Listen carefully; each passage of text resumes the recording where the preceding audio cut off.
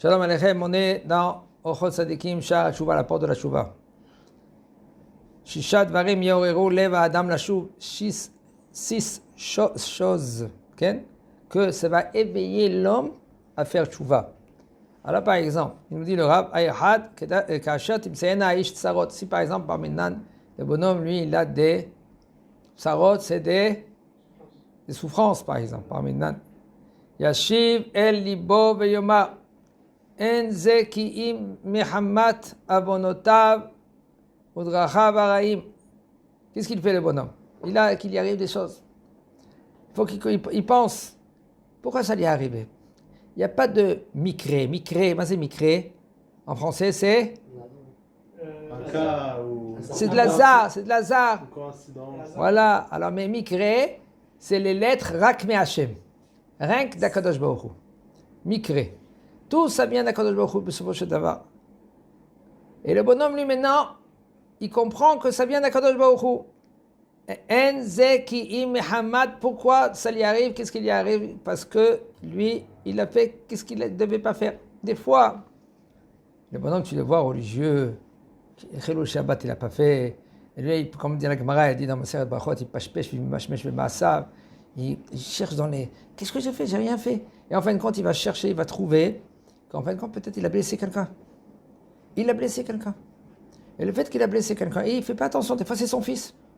Comme la Gemara dit, il y a la dim qui atam kasha. Le fait que tu l'as blessé, il ne peut pas te pardonner. Il peut essayer de te pardonner, rien qu'à l'âge de 13 ans et un jour, il peut te pardonner. Parce que jusqu'à l'âge de 13 ans et un jour, il ne peut pas te pardonner. Et le bonhomme, lui, maintenant, il y arrive. Qu'est-ce qu'il y arrive, Barminan? Et il fait tchouva. Comme c'est écrit, Umtsa'u ra'ot rabot betzarot ve'amar bayomahu, dans Devarim. Il y a beaucoup de problèmes, beaucoup de chemishmot, de décrets. Et il a dit ce jour-là, Alo al ki en Elohai bekirbi. Pourquoi ça lui arrive? Qu'est-ce qu'il y arrive? Parce que Kadosh Baruch Hu, il n'est pas là. Ça veut dire quoi il n'est pas là? Pourquoi il n'est pas là? Parce que la Shrina, elle est partie. Le bonhomme, lui, à cause de sa avérote, qu'est-ce qu'il a fait? La Shrina, elle est partie. Ve'at tshuva azot, même que lui, en fin de compte, il fait tshuva. En fin de compte, comment il a fait tshuva? Il a fait tshuva parce que c'est pas lui qui s'est réveillé. On l'a réveillé. Quelqu'un, il dort. Il y en a des gens que quand ils dorment, la bombe atomique, elle peut exploser à côté d'eux, ils ne se réveillent pas. Mais il y en a des gens, un petit bruit, ils se réveillent. Quand même que ça lui... Après qu'il y arrive, chemichement, qu'est-ce qu'il y arrive, tout d'un coup, le bonhomme, il se réveille. Ouais, qu'est-ce que j'ai pas fait? Qu'est-ce que je devais faire? Où il y a Kadosh Baruch Hu? Ouais, je m'excuse-moi, je fais tchouva, il fait tchouva. Ah, tu te réveilles, rien que maintenant, tu te réveilles. Et des jours, des semaines, des mois, des années en arrière. Où tu étais? Va tchouva azot, et cette tchouva-là, elle était mekoubelet. Mekoubelet, elle est mekoubelet. Elle est acceptée devant Kadosh Baruch Hu. Même que ce n'est pas toi que tu t'es réveillé. Qui c'est qui t'a réveillé? On raconte Rabbi Yonatan Abshtitz. Gaon Olam, il était énorme. Dans la Torah, il était tout le temps, il faisait le roi, il aimait beaucoup. Il aimait beaucoup. Et les chrétiens, eux, ils essayaient de le faire tomber à chaque fois. Parce que le roi, il aimait. Et à chaque fois, le roi, il dit, écoute, viens avec moi, parce qu'il faut que tu leur répondes. Tu leur réponds, maintenant, il y aura des questions, et il faut que tu leur réponds. On connaît l'histoire avec la souris.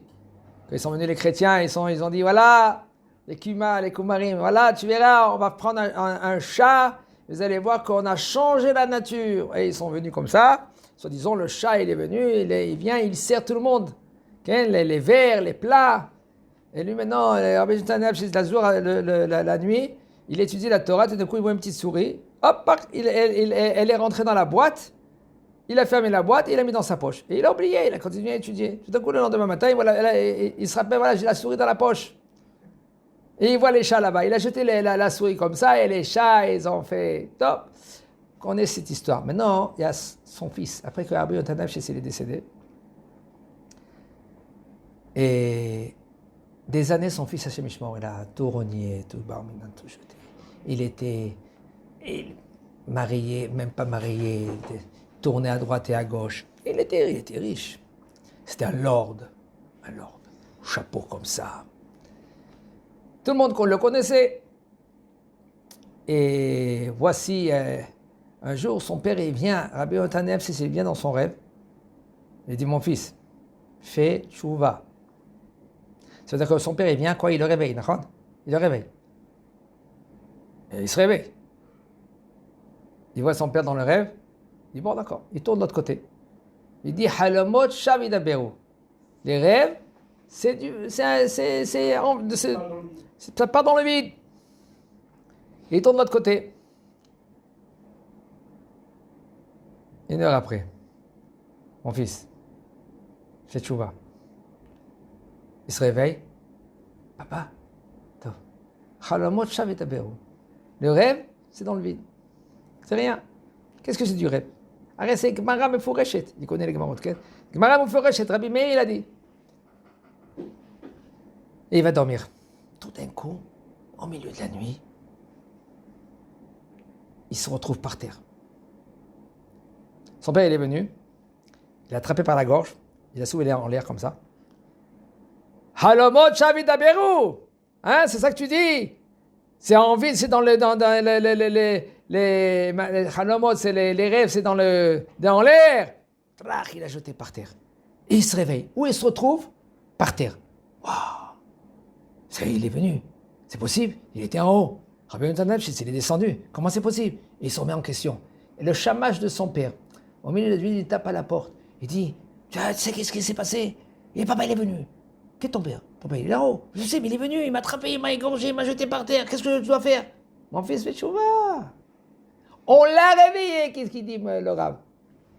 Même quand t'as réveillé, ça peut être une tchouva énorme. On raconte que lui, il a commencé à faire tchouva. Il a commencé à mamash, en premier de cachériser la cuisine. Et le chamage de son père, il a dit, il faut que tu te maries. Il dit, comment je peux savoir quelle femme maintenant je me marie? Toutes les femmes, je ne sais pas comment ils sont. Si c'est une femme qui a la yirat shamayim, ou la femme maintenant, parce que je suis riche, elle va venir maintenant derrière l'argent. Alors il dit, bon, essaye, tu verras, bon, comme je te connais, tu es intelligent, je sais comment tu vas choisir une femme. Il dit, bon, d'accord. Et ils ont emmené un chatran. Le chatran, une fille par une fille, elle rentre. Et il parle avec elle. Bon, suivante, encore une autre, encore un jour, encore une semaine, encore 2 semaines. Tout d'un coup, il voit une femme. Il dit, bon, ça va, comme ça, il parle avec elle. Il la voit que ça lui plaît, elle, ça lui plaît. Tout d'un coup, il lui dit, écoute, tu vais tout dire tout ça, tout ce que tu vois qu'on fait, c'est qu'un théâtre. Mais en fin de compte, c'est pas caché. On va faire la cuisine comme on le veut. D'accord, on va faire des tioulim, on va des promenades de partout, on va faire tout ce qu'on peut, on fait. Elle se lève et dit, oh, je suis pas une boniche, moi. Ici, je veux me marier.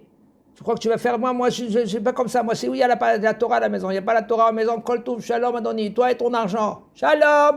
Et elle est partie. Le fils de Rabbi Yotanev, tout de suite, il a appelé le Shabbat, il a dit, cette femme-là, je veux me marier avec elle. Lui, il a fait tout cela, le test pour voir que maintenant, vraiment, si elle veut l'argent ou elle veut pas l'argent. On voit que le bonhomme, même quand te réveille parce que tu étais un peu loin ou tu t'es pas remis en question, cette tchouva là maintenant, elle est acceptée devant Akadosh Baruch Hu. Et en fin de compte, tellement qu'il était devenu Kodesh Kodashim. Hashem et comment il faut faire très attention. Les Chachamim, ils sont venus chez lui. Et Hashem et Rahem, ils n'ont pas mangé, ils n'ont pas touché le manger. Parce qu'ils ont dit, peut-être, attends, le bonhomme, on le soupçonne encore, peut-être, c'est pas clean, son midbar, sa cuisine, c'est pas clean. Ils n'ont pas mangé, ils l'ont blessé. Et bien, ces Chachamim là, ils n'ont pas fini l'année. Fais attention comment tu blesses ton prochain. Combien il y a des gens qui ne font pas attention, qui vont chez quelqu'un, ils mangent chez quelqu'un, et ils se disent, non, je ne touche pas, mange quelque chose. Des fois, c'est même pas des rabanades. Des fois, ils font kiboud avaim. Ils ne mangent pas qui est à la maison, chez maman, chez Merahem Alenu. Des fois, parce que on soupçonne comme là, on soupçonne par là. Des fois, c'est même pas des oraïta, même pas des rabanades. Et de blesser la mère et les parents, c'est des oraïta. Comment un homme, lui, il faut qu'il est chacham, il faut chacham. Des fois, à la maman, et des fois, on ne peut pas manger, parce que des fois, c'est n'importe quoi. Un chacham ena berosho. Il faut parler avec le rab, savoir comment. כי כשהחטא איש לאיש ובעת צרתו מתחרט ונכנע, c'est pas un homme, lui, maintenant, il a une discussion avec son prochain. Il a une petite dispute. Et il vient vers lui, il dit, excuse-moi. Excuse-moi. Qu'est-ce que je t'ai fait? Venichna lefanav. Il est soumis devant lui. Ela mipnei shu tzarich le'ezrato. Et tout cela parce qu'il a besoin maintenant de lui. Vezot acharata igrua be'enav. Kmo she'amar Yiftach. Et ça, c'est pas joli. Il a besoin de lui. Et il dit quand même, qu'est-ce que je t'ai fait? Qu'est-ce que je t'ai pas fait avant? Pardonne-moi. Parce qu'il a besoin encore de lui. C'est pas clean. Comme il a dit Yiftach, il est venu avec l'histoire de Yiftach. Bon, je ne vais pas trop raconter là maintenant toute l'histoire de Yiftach. Avec Yiftach, qu'est-ce qui s'est passé? Que lui, à la fin, les Chachamim sont venus, on a dit, on a besoin de toi. Besoin de nous, de moi. Lui, c'est un guerrier. Pourquoi vous avez besoin de moi? Amon et Moab. Amon, ils sont là-bas. Vous savez qu'on a fait la guerre et puis on a conquis tout Amon. D'accord? Maintenant, eux, ils veulent, qu'est-ce qu'ils veulent? Ils veulent tout le terrain. Attends, toute notre famille, elle est là-bas. Alors, qu'est-ce qu'il a dit, Yiftach? Maintenant, vous venez, après que vous m'avez jeté des années sur des années, maintenant, vous venez.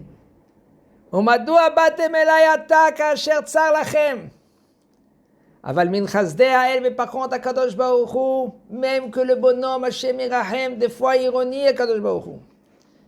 Ironie, la volonté d'Hachem, qu'est-ce qu'il veut Hachem? Il veut être parmi nous. Il veut que nous, qu'on comprend qu'un autre milvado. Tout ce qu'il fait Hachem, qu'on comprend, on ne peut pas sans lui. Ou Mekabel, et quand même, il accepte la tchouva de l'homme. Même si maintenant, le bonhomme, pourquoi il s'est réveillé aujourd'hui? La bombe atomique. Et il fait tchouva. Il se rapproche vers Hachem. Quand même, Akadosh Baruch Hu l'accepte. Hachem Izakenu.